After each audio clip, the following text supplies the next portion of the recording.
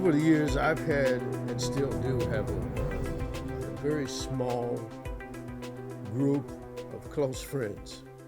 Some of these friends we sold together on the street.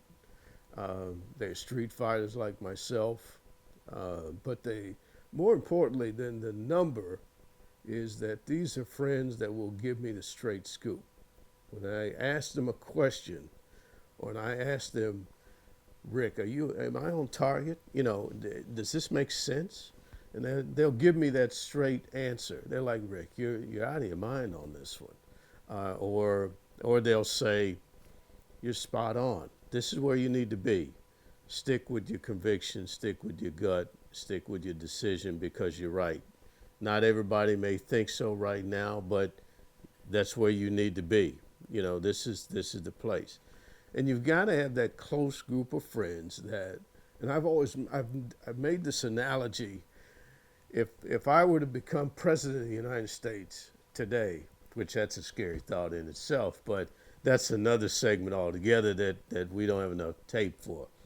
But if I were to become president of the United States, I still need to have one or two guys that'll call me up on the phone and say, hey, Rick, you knucklehead, that's not what you wanted to do. And even though I'm president of the United States, nobody's supposed to call the president a knucklehead. But the president needs to have somebody to call him a knucklehead. We all do.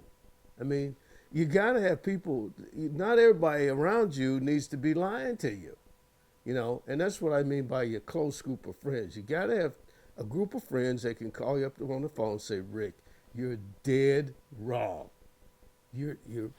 I've never seen you so far out in left field on this one. You got to come back to reality.